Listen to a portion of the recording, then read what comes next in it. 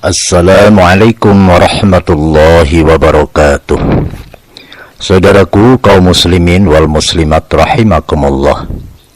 Sebuah ungkapan sabda Rasul sallallahu alaihi wasallam dari Ali radhiyallahu anhu, Ali radhiyallahu anhu qala Rasulullah sallallahu alaihi wasallam, idza fa'alat ummati khamsa asyarata khoslatan khalla biha al-bala, idza kanal maghnamu dualan wal amanatu mughniman waz zakatu maghraman wa ta'ar rajulu zawjatahu wa aqqa ummahu wa barra sadiqahu wa jafa abahu wartafa'atil aswatu fil masajid wa kana za'imul qaumi arzalahum wa akrimir rajulu mukhafata syarrih wa suribatil khumura wa lubisatil harir wa takhidatil qainatu wal ma'azif wa la'ana akhiru hadhil ummah awwaluha fal yartaqibu inda dhalik rihan khamro'a wa khosfan au masho. Rawahu Tirmidzi. Ali bin Abi Thalib radhiyallahu anhu berkata, Rasulullah sallallahu alaihi wasallam bersabda, jika umatku melakukan 15 kebiasaan, wajiblah turun bala bencana itu. Bila harta rampasan hanya berada di tangan orang kaya, amanah dikhianati, zakat tidak ditunaikan, seseorang patuh kepada istrinya, durhaka pada ibu bapaknya, mengikuti kemauan kawan, menentang ayah, hiruk pikuk dalam masjid. Yang memimpin kaum adalah orang yang paling jahat. Seseorang dimuliakan karena ditakuti kejahatannya. Minuman keras merajalela, memakai pakaian sutra, wanita hanya dijadikan sebagai penghibur. Orang suka melaknat orang-orang terdahulu. Ketika itu hati-hatilah akan datangnya angin merah atau penyakit merubah muka atau gempa bumi. Saudaraku para pendengar kaum muslimin wal muslimat rahimakumullah, pada hakikatnya musibah atau malapetaka yang menimpa seseorang atau suatu umat adalah atas izin Allah, sebagaimana firman-Nya, A'udzubillahi minasyaitonirrajim, ma asaba min musibatin illa biidznillah. Tidak ada sesuatu musibah pun yang menimpa seseorang kecuali dengan izin Allah. Surat At-Taghabun ayat 11. Kaum muslimin wal muslimat rahimakumullah. Namun demikian, kalaupun Allah menurunkan musibah atau bencana terhadap hamba-hambanya, itu tentu ada sebab-sebabnya. Dan biasanya sebab-sebab tersebut datangnya dari hamba-hamba Allah juga atas tingkah laku mereka. Demikianlah hadis ini menjelaskan, bila umat melakukan 15 perkara tadi atau 15 macam perangai atau kebiasaan tingkah laku, mestilah mereka menerima bala atau bencana. Yang pertama, harta rampasan berada di tangan-tangan orang kaya. Harta rampasan ini merupakan harta negara yang harus digunakan untuk kemaslahatan umat, untuk kemaslahatan rakyat yang memang berhak menerima, terutama orang yang lemah, orang di bawah kemiskinan, orang duafa, orang-orang jompo, fukoro, yatim piatu, dan lain-lain. Sebab rakyat juga punya andil untuk mendapatkan harta itu. Tetapi kadang harta itu dikuasai oleh orang-orang kaya, punya jabatan serta pangkat dan kedudukan, dengan berbagai cara untuk mendapatkannya. Walaupun sebenarnya harta rampasan itu adalah banyak, misalnya rakyat tidak mendapatkannya dan tidak menikmatinya, karena banyak pejabat-pejabat yang amoral dan berakhlak mazmumah atau bejat. Yang kedua, amanat dikhianati. Amanat ini merupakan beban yang harus yaitu ditunaikan, yang harus menurut ketentuannya, dan menyalahgunakan amanah merupakan dosa besar, dinamakan pengkhianat. Namun banyak orang menganggap bahwa amanah ini adalah sumber kekayaan yang sangat rugi bila tidak dimanfaatkan atau tidak diambil, dan amanah ini dianggap aji mumpung. Di antara yang sekian banyak bentuk amanah yaitu jabatan, dimulai dari jabatan yang kecil sampai jabatan terbesar, dari yang paling rendah sampai yang paling tinggi. Banyak orang yang menyelewengkan amanah ini untuk mencari kekayaan serta keuntungan, dan inilah sumber malapetaka. Yang ketiga, zakat tidak ditunaikan. Banyak kaum muslimin yang punya harta dan sudah berkewajiban berzakat, tapi mereka tidak melaksanakannya. Mereka merasa keberatan dan menganggap zakat itu adalah denda yang ditimpakan kepada mereka. Padahal hakikatnya adalah zakat itu hak fakir miskin dan lain-lainnya yang wajib diserahkan kepada mereka. Jika ini tidak dilaksanakan, maka tetaplah harta itu hanya menumpuk di tangan-tangan orang kaya, sedangkan fakir miskin bertambah melarat dan akhirnya menimbulkan kecemburuan serta dendam terhadap orang-orang kaya yang bisa menimbulkan malapetaka. Yang keempat, patuh pada istri. Seorang suami menuruti kemauan istrinya dalam batas kewajaran bisa dibenarkan. Tapi kalau suami terlalu menuruti semua kemauan istrinya tanpa batas dan sangat patuh, ini perbuatan tercela. Hal ini bisa membuat suami kehilangan harga diri sebagai seorang lelaki, sebab mudah saja berbuat dosa seandainya si istrinya memerintahkan, menyuruh berbuat dosa, seperti korupsi, berbuat dolim, dan lain sebagainya. Yang kelima, durhaka kepada ibu, termasuk dosa yang paling besar dari sekalian dosa-dosa besar.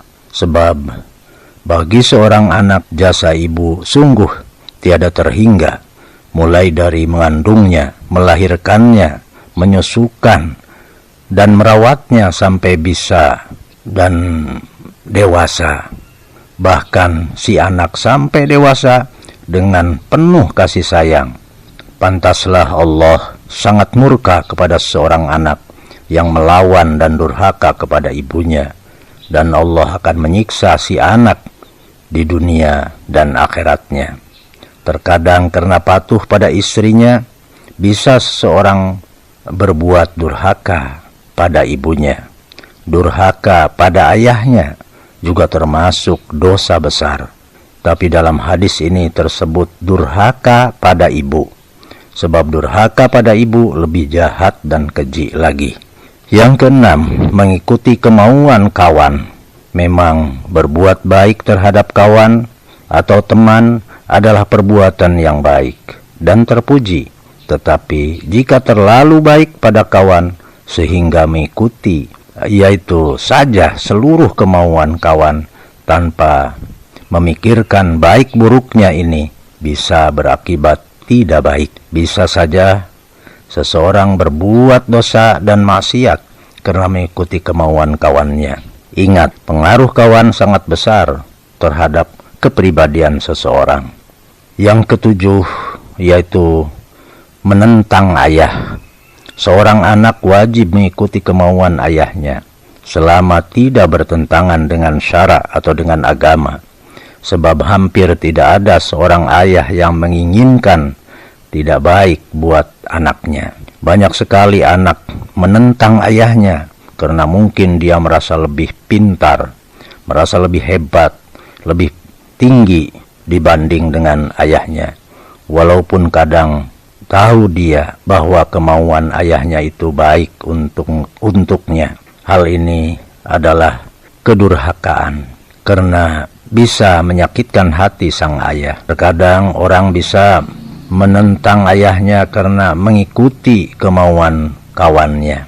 Yang kedelapan, hiruk pikuk dalam masjid.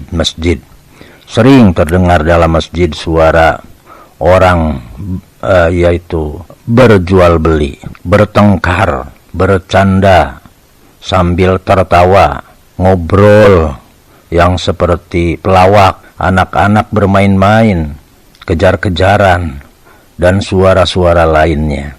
Keadaan seperti ini bisa membuat masjid kehilangan kesan sebagai tempat yang sakral untuk beribadah atau tempat yang mulia. Kalau sampai seperti demikian, di mana sebenarnya tidak boleh terjadi. Kalau hiruk pikuknya timbul dari suara baca Quran, suara zikir, berdoa, begitu juga itu boleh, bahkan dianjurkan dalam agama. Tapi juga ini pun tidak boleh keterlaluan mengganggu orang sholat misalnya. Yang kesembilan, yang memimpin adalah orang jahat. Seorang pemimpin adalah panutan yang akan membuat baik buat rakyatnya, karena dia akan bertanggung jawab di hadapan Allah atas kepemimpinannya. Oleh karena itulah, pemimpin harus punya kepribadian yang baik, yaitu baik dari segi akidahnya, baik dari segi amalnya, dan juga dari segi akhlaknya. Pemimpin seperti inilah yang bisa membuat rakyatnya baik. Ar-ra'yatu bifasadil muluk. Rakyat tergantung kepada pemimpinnya. Kalau pemimpinnya baik, insya Allah rakyatnya akan baik. Kalau pemimpinnya jahat, insya Allah akan buruk pula bagi rakyatnya. Insya Allah apabila pemimpin yang baik adalah membawa kebahagiaan, kesejahteraan, makmur sentosa.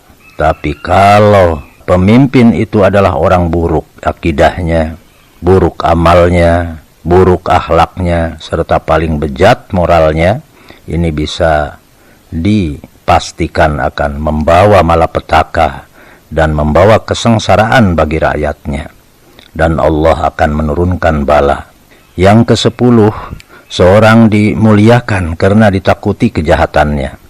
Orang jahat dimuliakan, dihormati. Memang seseorang itu bisa dimuliakan dan dihormati karena memang dia punya kemuliaan dan orangnya terhormat. Jadi dia pantas dan berhak dihormati. Tetapi ada juga orang yang dimuliakan karena punya perangai jahat dan bejat. Akan tetapi orang terpaksa memuliakan dan menghormati karena kejahatannya atau karena punya jabatan, pangkat, dan lain sebagainya, termasuk kekuasaan. Hal ini bisa memberi peluang dia akan bertindak sewenang-wenang dan akhirnya akan membawa malapetaka dengan kejahatannya tanpa ada yang berani mencegahnya. Yang ke-11, minuman keras merajalela yang bisa memabukkan. Saat ini bisa dilihat oleh kita di mana-mana, dari kota sampai ke desa, bahkan ke pelosok hutan, baik yang sembunyi atau yang terang-terangan. Bahkan ini juga mudah didapati daripada penjual-penjual resmi.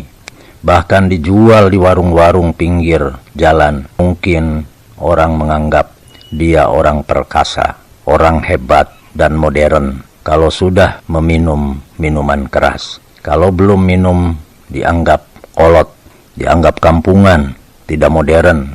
Padahal akibat dari minuman ini bisa terjadi pembunuhan, bisa terjadi perkosaan, perampokan, penipuan, dan kejahatan-kejahatan lainnya. Bahkan peminum-peminum keras ini sering menimbulkan keonaran di masyarakat, membuat orang tidak tenang, dan juga terus dilanda keresahan serta ketakutan. Hal ini merupakan malapetaka yang akan menimbulkan bala bencana kepada kita semua. Naudzubillahi min dzalik. Yang ke-12, memakai pakaian sutra. Ini diharamkan bagi laki-laki dan dibolehkan bagi perempuan. Kalau laki-laki memakainya akan menimbulkan kesan kawannya, yaitu wanitaan atau menonjolkan kemewahan karena harganya sangat mahal sekali. Kalaupun wanita memakainya juga, itu dibuat dengan modelnya model sempit. Ini menimbulkan fitnah karena kelihatan jelas, yaitu bentuk tubuh dan lekuk tubuhnya pun jelas. Ini semua diharamkan dalam Islam dan akan mengundang yaitu murka Allah Subhanahu wa taala. Yang ke-13, wanita hanya dijadikan penghibur. Di dalam dunia yang sudah tua ini, banyak wanita mengalami nasib yang tidak baik, sama ada kemauannya sendiri atau terpaksa. Banyak wanita hanya dijadikan alat penghibur, pemuas nafsu syahwat, barang pajangan atau bintang iklan umpamanya, serta kontes ratu-ratu dan sarana-sarana yang lain. Oleh karena itu sering ditonjolkan dengan pakaian serba minim, serba sedikit kainnya yang ditempelkan di badannya, dipertontonkan auratnya, yang kesemuanya ini sangat tercela dalam Islam dan dosa besar serta akan menimbulkan laknat Allah Subhanahu wa taala. Naudzubillahi min dzalik. Yang ke-14 adalah suka melaknat orang terdahulu. Di masa kini banyak sekali orang yang suka melaknat dan mencela orang terdahulu, generasi masa lalu. Padahal orang terdahulu itu mungkin banyak sekali jasanya buat generasi masa kini. Sama ada mereka itu para ulama atau pejuang bangsa, termasuk gagasan kemerdekaan bangsa.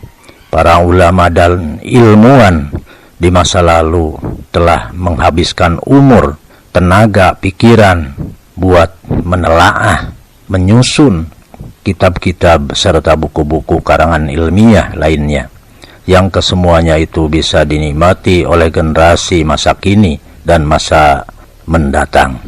Begitu juga pejuang bangsa menghabiskan waktu dan segalanya, termasuk mengorbankan nyawanya melawan penjajah untuk mencapai kemerdekaan.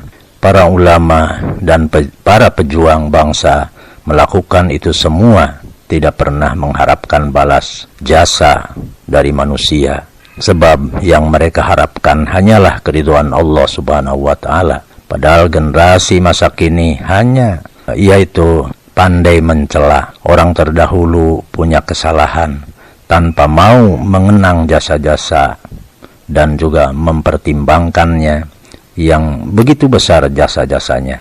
Hal ini jelas merupakan kesalahan yang akan mengundang juga malapetaka dan murka Allah Subhanahu wa taala di muka bumi. Padahal generasi sekarang tidaklah lebih baik daripada yang dicelanya. Yang ke-15 atau yang terakhir adalah datang angin merah, penyakit, yaitu merubah muka atau gempa bumi. Nomor terakhir inilah sebagian adab yang ditimpa kepada manusia. Firman Allah di dalam Al-Quran surat An-Nahl, A'udzubillahi minasyaitonirrajim. Wa daraballahu masalan qaryatan kanat aminatan mutmainnatan ya'tiha rizquha min kulli makanin fakafarat bi an'amillah fadaqaha Allahu libasal ju'i wal khaufi bima kanu yasnaun. Yang artinya, dan Allah telah membuat suatu perumpamaan dengan sebuah negeri yang dahulunya aman lagi tentram, rizkinya datang kepadanya melimpah ruah dari segenap tempat, tetapi penduduknya mengingkari nikmat-nikmat Allah. Karena itu Allah menimpakan Allah merasakan kepada mereka pakaian kelaparan dan ketakutan disebabkan apa yang mereka perbuat. Saudaraku para pendengar kaum muslimin rahimakumullah, begitu juga di dalam Al-Quranul Karim disebutkan dalam surat Al-Baqarah ayat 155 sampai 56. A'udzu billahi minasyaitonir rajim. وَلَنَبْلُوَنَّكُمْ بِشَيْءٍ مِّنَ الْخَوْفِ وَالْجُوعِ وَنَقْصٍ مِّنَ الْأَمْوَالِ وَالثَّمَرَاتِ وَبَشِّرِ الصَّابِرِينَ الَّذِينَ إِذَا أَصَابَهُم مُّصِيبَةٌ قَالُوا إِنَّا لِلَّهِ وَإِنَّا إِلَيْهِ رَاجِعُونَ. Sungguh akan kami berikan cobaan kepadamu dengan ketakutan, dengan kelaparan, dengan kekurangan harta, jiwa, dan buah-buahan. Dan berikanlah berita gembira bagi orang-orang yang sabar, yaitu orang-orang yang apabila ditimpa musibah, mereka mengucapkan inna lillahi wa inna ilaihi raji'un. Buat orang-orang yang beriman, tidak ada yang lebih baik daripada bersabar, sambil tetap melakukan introspeksi atas segala dosa dan kesalahan yang pernah kita perbuat, baik kepada Allah maupun kepada sesama manusia. Sebab dalam pandangan Islam, munculnya bencana-bencana antara lain disebabkan oleh kesalahan manusia itu sendiri, seperti maraknya budaya korupsi, kolusi, kemaksiatan, dan lain sebagainya. Dalam teori ekonomi sosial disebutkan bahwa bumi telah menyediakan sumber pangan baik berupa tumbuh-tumbuhan maupun hewan dan beberapa tambang dalam jumlah cukup seimbang dengan jumlah penduduk-penduduk yang mendiaminya.